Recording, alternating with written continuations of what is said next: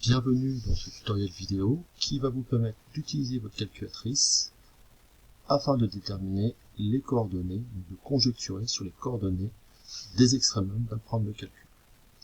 Donc cette fonction, nous l'avons étudiée en cours, programme de calcul. J'ai juste changé l'intervalle pour prendre les valeurs entre -3 et 3.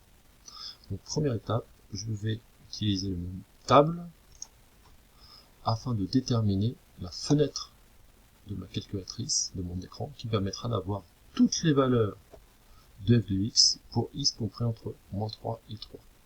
Donc je saisis mon programme de calcul. J'ai oublié de sortir de ma puissance x au carré, je sors de ma puissance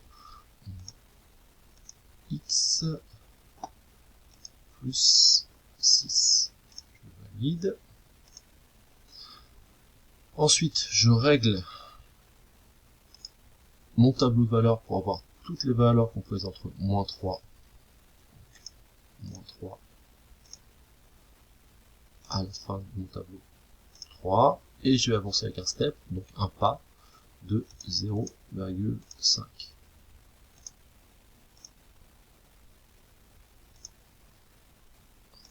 Une fois paramétré mon tableau de valeurs, je lance le calcul avec table, et donc j'observe toutes les valeurs de f de x pour x compris entre -3 et 3. Donc je vois que je démarre à -27, ma fonction croît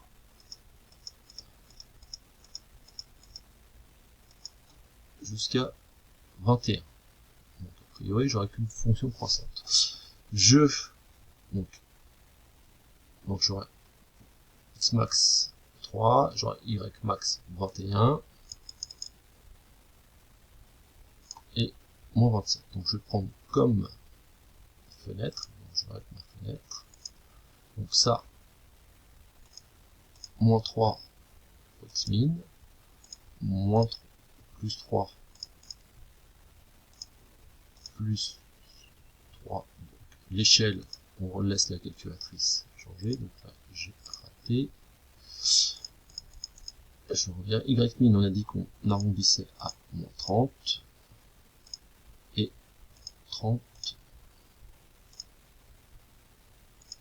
Voilà, donc là j'ai paramétré ma fenêtre. Je vais aller dans le menu graphique, 3, voilà, et j'obtiens ma courbe. Et je vois en fait que elle n'est pas forcément croissante comme le laissait supposer le tableau de valeurs. Donc maintenant je vais passer à la deuxième étape qui est vraiment la conjecture de mes extrémums. Donc pour ça je vais lancer le programme de calcul gsolve, l'option gsolve, et je vais d'abord lui demander si j'ai un max, donc c'est-à-dire un extrémum, c'est-à-dire un changement de signe de ma dérivée, et donc de la variation de ma fonction. Donc je vais demander un max, et il me trouve donc un max, donc qui va être une valeur de x de -0,033, donc un tiers, et qui va donner 6,18 en ordonnée. Même chose pour maintenant savoir si j'ai un min, donc une fonction qui va décroître puis croître, et là je trouve 1 et 5. Donc voilà, j'ai réussi, grâce à ma calculatrice, à obtenir les coordonnées des deux extrémums de ma fonction.